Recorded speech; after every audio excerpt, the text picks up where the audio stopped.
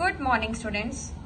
Today I'll start second chapter, History, Factors Promoting Growth of Nationalism. In the previous chapter, we have studied the First War of Independence. अब independence हो गया, revolt 1857 broke हो गया. अब लोगों के अंदर नेशनलिज्म स्पिरिट लानी है. ओके, तो in this chapter we will study factors promoting growth of nationalism. वो सारे फैक्टर्स जो नेशनलिज्म की स्पिरिट को इनकरेज कर रहे हैं, मोटिवेट कर रहे हैं among the Indian people. Various social reformers, वो सारे रिफॉर्मर्स हम लोग वन बाय वन पढ़ेंगे जो अपने मूवमेंट के थ्रू इवल सिस्टम को एबॉलिश कर रहे हैं और न्यू सिस्टम को रेनोवेट कर रहे हैं, रिफॉर्म कर रहे हैं. रिफॉर्म मीन्स चेंज कर रहे हैं, सोशल इवल्स को एबॉलिश कर रहे हैं. तो first of What is nationalism? Nationalism means patriotism. Nationalism का मतलब होता है देशभक्ति की भावना अपने अंदर होनी चाहिए, पैट्रियोटिक फीलिंग होनी चाहिए, और यू कैन से love for one's own country. ठीक है, तो ये एक ऐसी आइडियोलॉजी है जो एक नेशन के लिए नेशन स्पिरिट देती है, या यूनिटी का मतलब कि सेंस ऑफ ब्रदरहुड की फीलिंग देती है, भाईचारा का भी फीलिंग देती है. हिस्टोरिकल मतलब अपने देश से प्यार, कल्चर से रिलेटेड, लिंग्विस्टिक लैंग्वेज से रिलेटेड, और मतलब हर चीज से अपने देश से प्यार करने की फीलिंग देती है. इसको नेशनलिज्म कहते हैं. तो ये फीलिंग जब तक लोगों के अंदर आएगी नहीं, तब वो अपने आजादी की लड़ाई नहीं लड़ पाएंगे.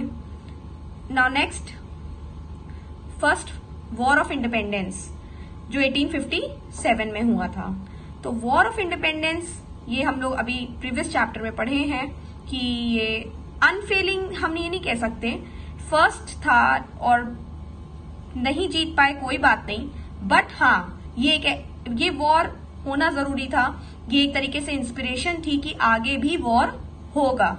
ये एक तरीके से पहली आजादी की लड़ाई थी जो फेल तो हो गए सिपोइज, बट एक इंस्पिरेशन, एक होता है कि अब आगे भी हम लोग लड़ सकते हैं, एक हिम्मत आ जाती है लोगों के अंदर in later struggle for freedom. Second, other minor revolts, और भी छोटे छोटे वॉर हुए थे other than revolt of 1857. Indigo movement in Bengal, Kuka movement in Punjab, Wahabi revolt Muslims ने किया था, बलवंत पढ़ाके इन महाराष्ट्र, ब्रैम्पर रिबेलियन इन आंध्र प्रदेश. तो आप देख सकते हो कि ये सारे स्टेट्स अलग अलग जोन के हैं. मतलब हम ये कह सकते हैं कि ऑल ओवर इंडिया कवर हुआ था रिवोल्ट से. Third, social religious reform movements. These movements attack the caste system, social evils जो हमारे होते हैं, कास्ट सिस्टम, चाइल्ड मैरिज, सती सिस्टम, चाइल्ड मैरिज मतलब बाल विवाह, कास्ट सिस्टम, कास्ट से भेदभाव, फीमेल इन्फेंटिसाइड, कन्या भ्रूण हत्या, कन्याओं को मार देते हैं पैदा होते ही, अनटचेबिलिटी, छुआछूत कि हम शूद्रास के साथ नहीं बैठेंगे, लोअर कास्ट के साथ अपर कास्ट नहीं बैठेगा, अपर कास्ट लोअर कास्ट के साथ नहीं बैठना चाहेगा. मतलब हर इंसान को भेदभाव की नजर से देखना, एक निगाह से नहीं देखना. सती सिस्टम जिसमें विडो को अपने हस्बैंड की चिता में बैठ जाना है, बिकॉज कहा जाता है, ऑर्थोडॉक्स पीपल कहते हैं कि there is no use to live widow. ठीक है, विडोज का लिव होना एकदम बेकार है, मतलब विडोज की लाइफ एकदम रूइन हो गई है after her husband died, according to orthodox people in those times.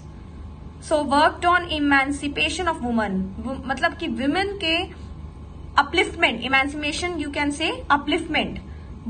Women को कैसे अपलिफ्ट करना है, विमेन को कैसे इंडिपेंडेंट बनाना है, विमेन को कैसे काम सिखाना है, हार्ड वर्किंग, ब्रदरहुड, विमेन को कैसे इंडिपेंडेंट बना के रिफॉर्म करना है कि विमेन भी आगे आए थ्रू एजुकेशन और any other way. Help in awakening the people to the need for change. Yes, लोगों को एहसास दिलाना है, अवेक कराना है, जगाना है कि हाँ हमें बदलाव अब चाहिए, अब बदलाव की जरूरत है. क्योंकि हाँ, जब तक ये लोग अवेकन नहीं होंगे, जब तक लोगों को एहसास अंदर से नहीं होगा कि अब हम चेंज की जरूरत है, अब बहुत अत हो गया है, now there is a requirement for a change of government, तो इसका सोशल रिफॉर्म मूवमेंट होना जरूरी था. Next, last, contributed great deal to birth of Indian nationalism. Yes, social reform movement जो अभी हम लोग पढ़ेंगे one by one later in this video, इस आप देखोगे कि यस, इंडियन नेशनलिज्म का birth because of social reform movements. लोगों के अंदर नेशनलिज्म स्पिरिट आती है. ऐसा कुछ होता है जो ब्रिटिश करते हैं अगेंस्ट इंडियंस, जो इंडियन नेशनलिज्म की स्पिरिट ले आती है. First of all, first movement, social reform movement, Brahmo Samaj, Raja Rammohan Roy. Raja Rammohan Roy was the social reformer. He was the father of Indian renaissance. Renaissance मतलब इन्होंने बहुत सारी पेंटिंग्स करी थी, बहुत सारा रिनोवेट किया था, बहुत सारी चीजें, बहुत थ्योरी नई लाई थी और आर्ट, बहुत तरीके की और बुक्स लिखा था इन्होंने. Then he opposed untouchability, blind faith and superstitions you can say कि जादू टोना और जो अंधविश्वास होता है, इन सब के खिलाफ. ऑपोज्ड मीन्स खिलाफ, अगेंस्ट थे. अनटचेबिलिटी के अगेंस्ट थे. ब्लाइंड फेथ, किसी के ऊपर अंधा विश्वास, किसी की बातों पे नहीं करना है. Abolition of Sati and favoured window remarriage. Sati system बंद करो, मतलब विडो की लाइफ रूइंड नहीं होती after her husband died. Window की लाइफ वहां से वो रीमैरिज कर सकती है, वो इंडिपेंडेंट हो सकती है, वो काम कर सकती है. ऐसा नहीं है कि वो उसका जीवन बेकार हो जाएगा उसके हस्बैंड के मरने के बाद. तो इन्होंने सती सिस्टम को एबॉलिट कराया, मतलब प्रोहिबिट कराया, और विडो रीमैरिज को इंकरेज किया. And also he worked for upliftment of women. He was oppose to polygamy. Polygamy मतलब ऑर्थोडॉक्स पीपल, पुराने जमाने के जो चीजें होती है, किसी सोशल इवल्स होते थे, चाइल्ड मैरिज, फीमेल इन्फेंटिसाइड, कन्या भ्रूण हत्या, इन सब के खिलाफ थे. Next, the founder of Brahmo Samaj, the founder of Brahmo Sabha movement, Raja Rammohan Roy. Raja Rammohan Roy was born on 22nd May 1772. The man who abolished sati. Yes, Raja Rammohan Roy. ना वो किसी कास्ट सिस्टम को फॉलो करते थे. He was against idol worship and orthodox Hindu rituals. कि गंगा में स्नान कर लो तो पाप धुल जाएंगे, ये सब में वो बिलीव नहीं करते थे. आइडल वर्शिप, मूर्ति पूजन पे भी बिलीव नहीं करते थे. He studied Hindu philosophy deeply in Varanasi. Campaign for women's rights. By the age of 15 इन्होंने बांग्ला सीखा, पर्शियन, अरेबिक, संस्कृत लैंग्वेज सीखा.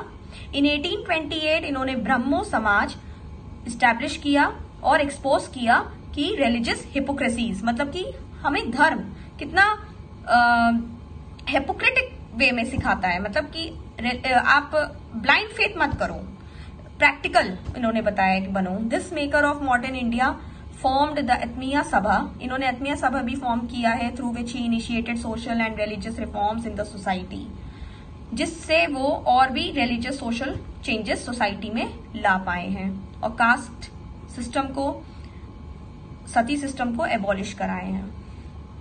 देन नेक्स्ट, ब्रह्मो समाज.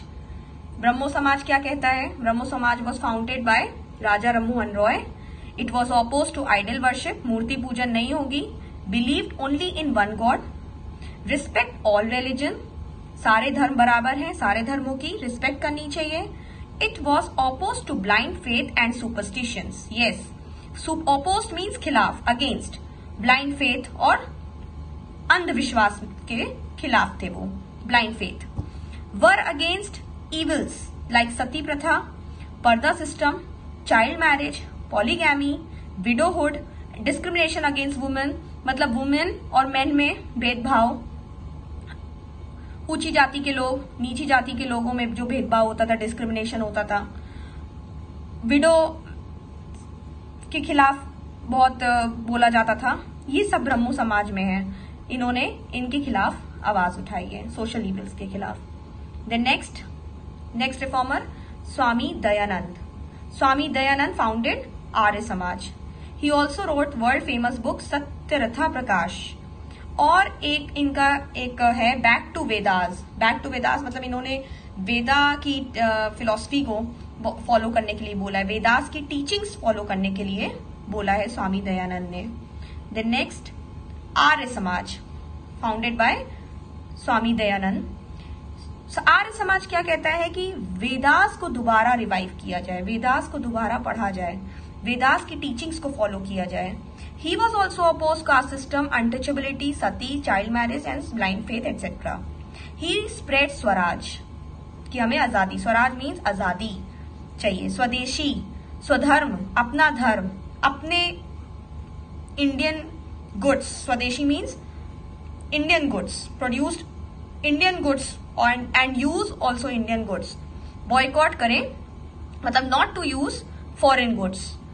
स्वभाषा मतलब अपनी भाषा, मातृभाषा हिंदी बोलें। स्वराज अपने अपने अपने ही भूमि में राज करें। स्वदेशी, स्वभाषा, स्वदेशी, स्वधर्म स्प्रेड करें, मतलब लोगों को ये एहसास दिलाएं कि हमारा राज्य, हमारी भूमि है, हमारी भाषा है, हमारी कल्चर को हम अपनाएं, हम अपने धर्म को अपनाएं, ना कि वेस्टर्न दुनिया को एक्सेप्ट करें। And wished India to be स्वर्ण भूमि। स्वर्ण भूमि मीन्स हमारी भूमि हो, हमारे लोग ही इंडिया में राज करें। Indian people should govern India. Open many school and college for education. ये आप देख सकते हो आर्य समाज मंदिर। ये आर्य समाज स्वामी दयानंद ने ही, इस तरीके की बहुत सारी मंदिर हर जगह इंडिया में मिलती हैं। आर्य समाज मंदिर ये फाउंड किया है, ये कंसेप्ट फाउंड किया है स्वामी दयानंद सरस्वती ने।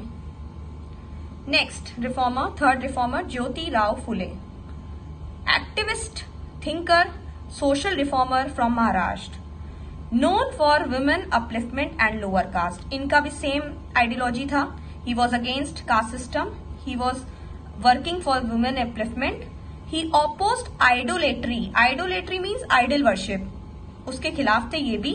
एंड डिनाउंस कास्ट सिस्टम, फिर से उन्होंने कास्ट सिस्टम को, डिस्क्रिमिनेशन को डिनाउंस किया है, एक्सेप्ट नहीं किया है।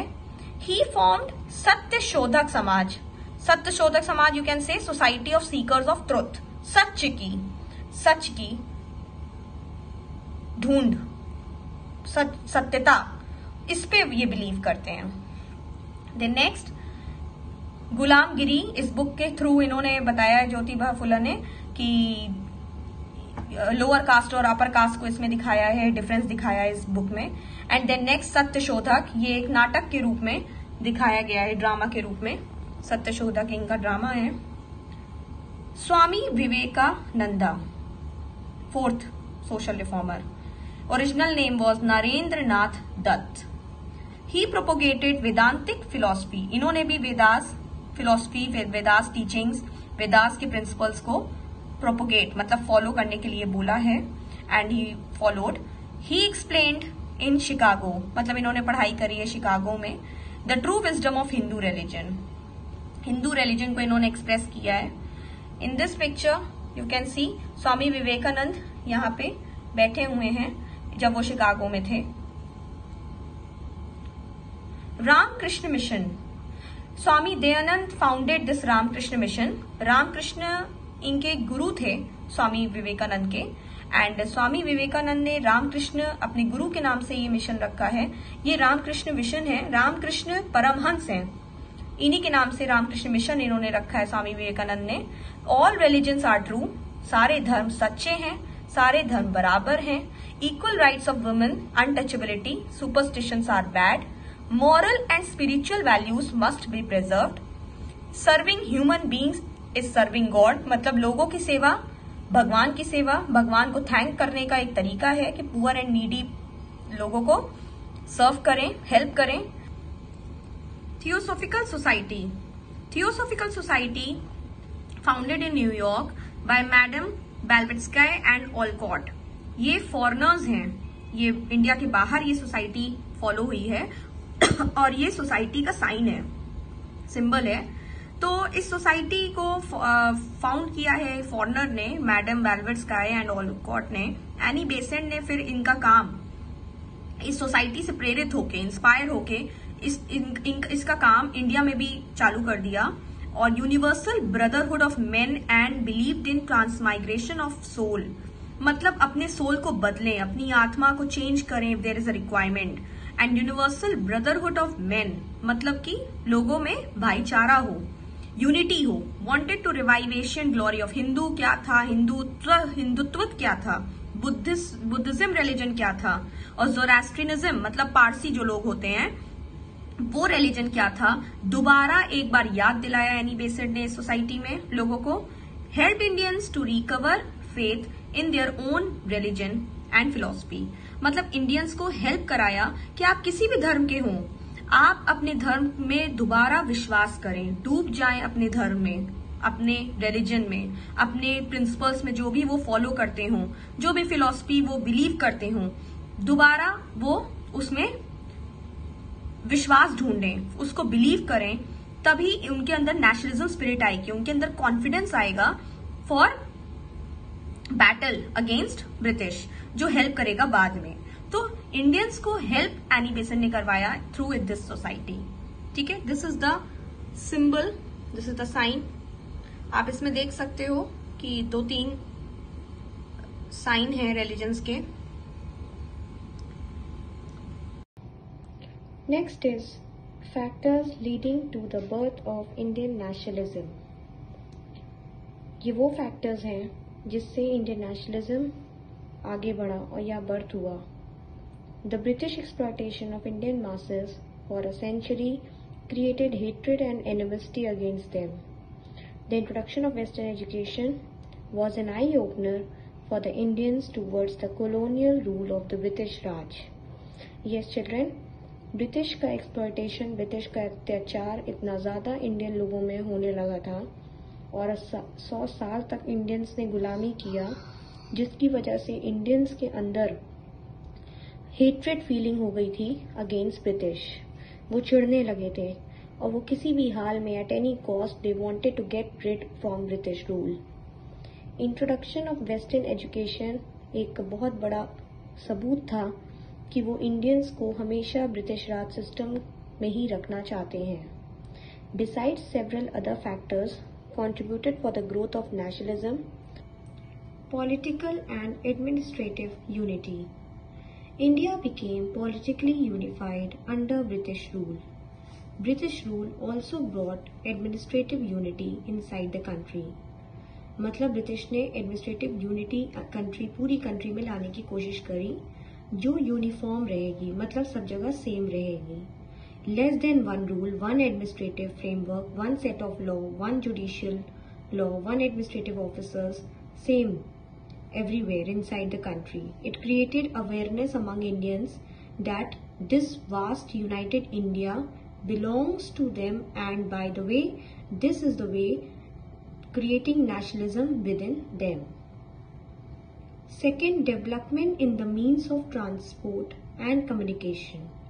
Yes, Lord Dalhousie made it a lasting contribution for Indians by introducing railway telegraph system as a new mode of postal system. Roads were well connected within India one another, though all these were meant to serve imperial interest. The people of India capitalized it. मतलब इस तरीके से लोग development की तरफ बढ़ गए थे। रेलवे कंपार्टमेंट भी यूनाइटेड इंडिया, मतलब अब उस रेलवे कंपार्टमेंट में इंडियन के सभी इंडियंस, हर तरीके के लोग, चाहे बैकवर्ड हों, इग्नोरिंग कास्ट डिस्क्रिमिनेशन, सब एक साथ बैठने लगे उस रेलवे कंपार्टमेंट में। This narrowed down the gap between them, gave them the feeling that they all belong to the vast India, कि सभी वो इंडिया के नागरिक हैं, इंडिया के सिटीजन हैं और सभी ब्रिटिश राज सिस्टम के कंट्रोल में हैं। Then racial antagonism. Racial antagonism means Englishmen अपने आप को हमेशा हर जगह superior समझते थे in all respect than the Indians. They never wanted to offer Indians higher post, higher salary, whether they are qualified or intelligent. Age limit Indian Civil Service Commission की examination की 21 थी and हमेशा examination was held at England. Aurobindo Ghosh को disqualified declare किया गया in horse riding and he could not get through that examination. Even he had qualified the written examination, but he was declared disqualified in civil service examination. Thus इस तरीके से colonial rule था. चाहे Indians चाहे lakh educated हों, lakh intelligent हों, but उनको कभी हाई जॉब हाई सैलरी नहीं दी जाती थी. And this is the main factor which create discontent against the British rule among the Indian mass, जिससे इंडियंस ब्रिटिश के खिलाफ धीरे धीरे हो रहे थे. Atrocities of Lord Lytton. Administration जो लॉर्ड लेटन का था, इसने भी इंडियन पीपल के दिमाग में एकदम डिस्चार्ज कर दिया था, मतलब कि डिस्टर्ब कर दिया था इंडियन पीपल के माइंड्स को.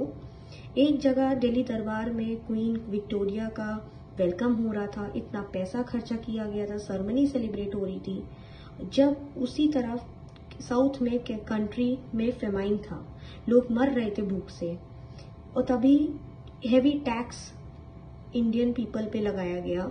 And they spent a large amount of money in the Afghan war. During this time arms act pass हुआ, जिससे इंडियंस के ऊपर रोक लग गई कि without license, without the permission from the government, Indians कोई भी आर्म्स वेपन नहीं रख सकते. वर्नाकुलर प्रेस एक्ट आया. वर्नाकुलर प्रेस एक्ट से भी इंफोरेटेड इंडियंस हुआ, इंडियंस डिस्टर्ब्ड हुए. वर्नाकुलर प्रेस एक्ट कहता है कि द प्रेस और media could not print anything without the permission of the government. And if the press is printing anything, but it should be favor of British government, should not be against the British government. तो ये vernacular press act आया. Then Ilbert bill controversy. Lord Ripon के time था, Ilbert bill was passed, और इससे क्या हुआ कि इंडियन जजेस को ट्राई द यूरोपियंस. इससे भी यूरोपियंस की, मतलब कि कुछ भी हो जाए, कोई भी केस हो जाए, लेकिन अल्टीमेटली अथॉरिटी यूरोपियन के हाथ में ही रहेगी. ब्रिटिश अथॉरिटी का इंटेंशन साफ दिख रहा था and clearly projected the rational discrimination. Then next, the memory of the revolt of 1857. 1857 हम लोग पढ़ चुके हैं, वो एक फ्लैशबैक था. इंडियन नेशनलिज्म वहीं से स्टार्ट हुआ, उसको कोई भूल नहीं सकता. राजा नाना साहेब, तांत्या तोप, रानी लक्ष्मीबाई, इन सब का जो बलिदान है वो बार बार लोगों को याद दिलाता है माइंड में कि इन लोगों ने अपनी जान गंवा दी लड़ते समय. और उसकी याद में ग्रेट रिवोल्ट ऑफ 1857 जो मंगल पांडे ने ब्रोक किया था, उससे और लोगों के अंदर एक अंदर फीलिंग आती नेशनलिज्म अपने नेशन के लिए, and they give the memory to fight against the British. Then the birth of Indian National Congress. Finally, Indian National Congress in 1885 set up हो गया, जिसमें लोग Indian National Congress के members, they will express the desire of the people, they will express the opinion of the people before the British authorities, they will represent the demands of the people through many mass movements, and their important leaders, courses will proceed.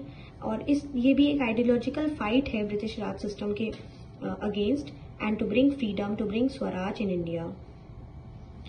Then impact of western education. English education आ चुकी थी, जिसमें Indian masses were faithful servants थे British Raj के हुजूरी कर रहे थे. However, after some time, राजा राममोहन रॉय, स्वामी विवेकानंद, फिरोज शाह मेहता, दादा भाई नारोजी, सुरेंद्र नाथ बनर्जी, इन लोगों ने फ्रीडम की तरफ आगे बढ़ा और इक्वालिटी, ह्यूमैनिटेरियनिज्म प्रमोट किया. Gradually English educated Indians became the, मतलब जो पढ़े लिखे इंडियंस थे वो भी अब जान गए कि उनके साथ गलत हो रहा है, and now they are awakening national consciousness in the minds of the millions of people in India. Then rediscovery of glorious past. 19th century का Indian renaissance, sir William Jones, Max Muller, Alexander Cunningham, इन सब के बहुत पुराने ancient Sanskrit books जो बहुत लड़ाई करके अपनी देश के लिए लड़े हैं, और इस तरीके से लोग इसको पढ़ते हैं, इस बुक को, इनकी बुक्स को, और वो इंस्पायर होते हैं टूवर्ड्स नेशनलिज्म. ऐसे ही सेम है महान महाउपाध्याय बाल गंगाधर तिलक ने भी इंडियंस की पास ग्लोरी को रीडिस्कवर किया अपनी बुक में. इससे इंडियंस को फील होता है कि हमारे पूर्वज लड़के गए हैं कंट्री के लिए, और पहले भी कंट्री फॉरेनर्स में रूल करती थी. Now this fuelled awakening the nationalism. The national awakening in social religious movement launched by Raja, अभी हम लोग ने पढ़ा राजा राममोहन रॉय ने ब्रह्मो समाज लाया, आर्य समाज लाया, Swami Dayanand Saraswati, Vivekananda, Syed Ahmad Khan, Annie Besant, theosophical society, बहुत सारी चीजें आई जिससे लोगों को सोशल ईवल से दूर किया जा रहा है और नेशनलिज्म के लिए, इक्वलिटी के लिए, लिबर्टी के लिए प्रमोट किया जा रहा है. These reforms influence the minds of people and they awakening the nationalism spirit in their hearts of the people. Growth of vernacular literature, influence of western education. अब वेस्टर्न एजुकेशन आ चुका है, English education आ चुका है India में, Indians पढ़ रहे हैं. अब इंडियंस को काफी एग्जाम्पल्स मिल रहे हैं लिबर्टी, फ्रीडम, नेशनलिज्म अडॉप्ट करने के लिए through vernacular literature books as they were learning. तो they aimed at arousing the mass. अब वो लोगों को भी फोर्स कर रहे हैं, इंकरेज कर रहे हैं, प्रमोट कर रहे हैं कि ब्रिटिश रूल के अगेंस्ट हम लोग को खड़े होना चाहिए by the spirit of nationalism. Bankim Chandra Chatterjee, Anand Math, Dinabandhu Mitra का प्ले नीरदलन, कुछ प्ले नाटक के तौर से एंटी ब्रिटिश फीलिंग लोगों के अंदर ला रहे हैं. Besides several eminent poets and writers in different language, Rabindranath Tagore in Bengali, Vishnu Shari Chiplankar in Marathi,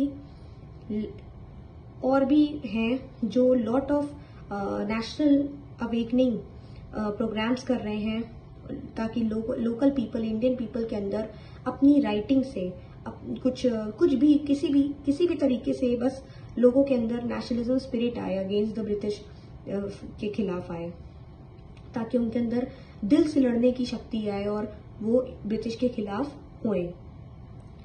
press and newspaper, press magazine ने भी बहुत बड़ा रोल प्ले किया है. बहुत सारी बुक्स आई हैं, अमृत बाजार पत्रिका, इंडियन मिरर, बंगाली, संजीवनी, सहारन, सभी जर्नलिस्ट, सभी बहुत अच्छे राइटर्स हैं जो पोएम लिख के, राइटिंग्स करके इम्पोर्टेंट पब्लिकेशंस छापाते हैं प्रेस एंड न्यूज़पेपर में, ताकि पूरे इंडिया में हर लोग पढ़ें और कहीं ना कहीं लोग इसको पढ़ के अपने अंदर नेशनल फीलिंग लाएं और ब्रिटिश के खिलाफ खड़े हुए. Economic exploitation of the Britishers. Yes, Britishers were exploiting the farmers, shopkeepers. Britishers were draining the wealth from the country. कैसे यहाँ से वो फिनिश गुड्स, यहाँ से वो रॉ मटेरियल्स लो कॉस्ट में खरीदते थे और सब कुछ जाता था वहाँ ईस्ट इंडिया कंपनी ब्रिटेन में. वहाँ से फिनिश गुड्स बन के यहाँ इंडिया में आता था, मार्केट में बिकता था at high cost. This is how they were selling the products at a high cost and they were earning enormous profit and they were draining this wealth from the country to retain. So this is how Britishers exploiting Indians. Formation of Indian National Congress. Now all these bodies were local group, but finally Indian National Congress set up हुआ. But firstly it was East India Association of 1866 established by Dadabhai Naoroji in England, and it was just to present public opinion in favor of Indians towards British. Others who also tried this forum, Justice Ranade, जिसने पूर्ण सार्वजनिक सभा बनाया in 1870, Madras महाजन सभा in 1881 and Bombay Presidency Association in 1885. ये भी कुछ similar forums थे जो नेशनलिस्टिक आइडियाज को प्रमोट कर रहे थे. Now, the British did not consider them more important enough. तो फर्स्ट ऑर्गेनाइजेशन जो इंडियन एम्बिशन के तौर पे था वॉज इंडियन एसोसिएशन था. Okay, Indian association established by Surendranath Banerjee in 1876. Motives क्या थे? ये ऑर्गेनाइजेशन आया था आर्म्स एक्ट को हटाने के लिए, वर्नैकुलर प्रेस एक्ट को हटाने के लिए, एंट्री एज जो थी 21 साल उसको वापस 18 ईयर्स आईसीएस एग्जामिनेशन की एंट्री एज को लोअर करने के लिए, ताकि ज्यादा से ज्यादा बच्चे आईसीएस एग्जामिनेशन दें. National congress of leaders held हुआ from all over India in 1883, जिसमें एक बहुत बड़ा प्लेटफॉर्म मिला नेशनल प्रॉब्लम्स, इंडिया की प्रॉब्लम को डिस्कस करने के लिए, और वो ग्रेट सक्सेस, मतलब काफी मुकाम तक हासिल हुआ, काफी हद तक आगे प्रॉब्लम सॉल्व हुई, आगे बढ़ी। इन द नेक्स्ट 2 years फिर प्रोटेस्ट ऑर्गेनाइज्ड हुआ रेंट बिल के अगेंस्ट में, वो भी वर्कर्स की condition, betterment of working conditions के लिए इन द टी गार्डन, उसके लिए था। Then it held a second conference in 1885 जहां पे finally Indian National Congress formed हुआ, which was very successful, and it was on the final day of the conference first meeting Indian National Congress की held होती है।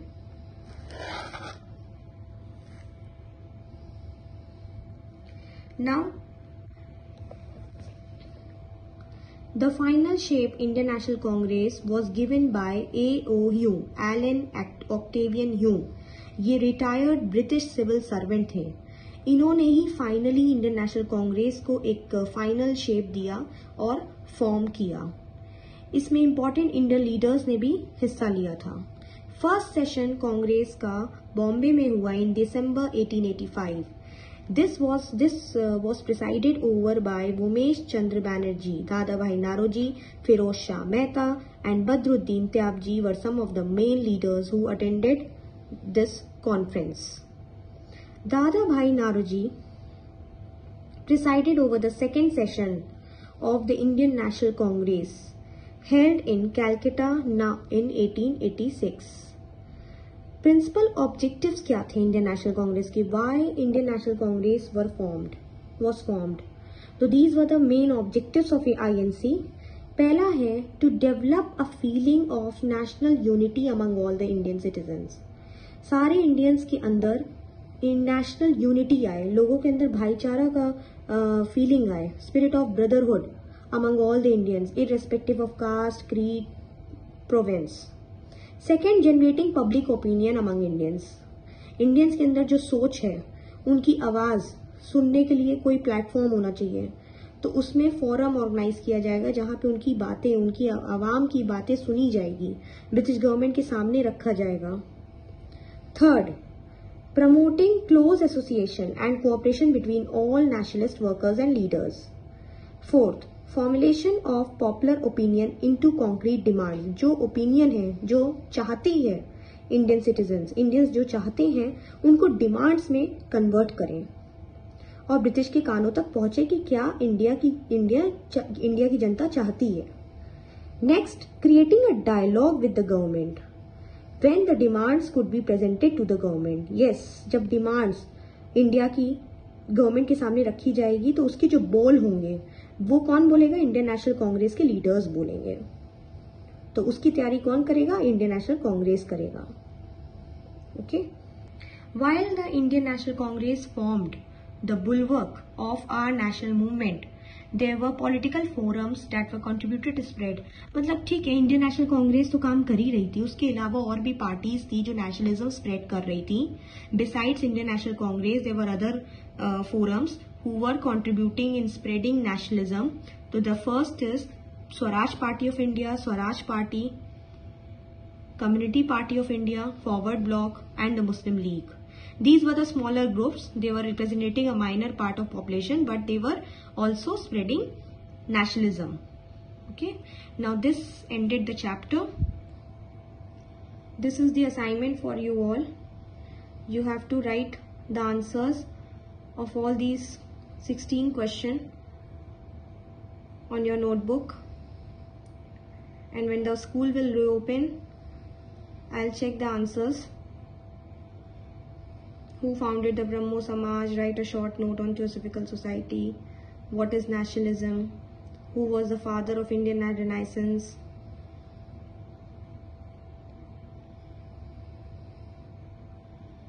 Okay. So you need to write all the answers of the given questions. This ended the chapter.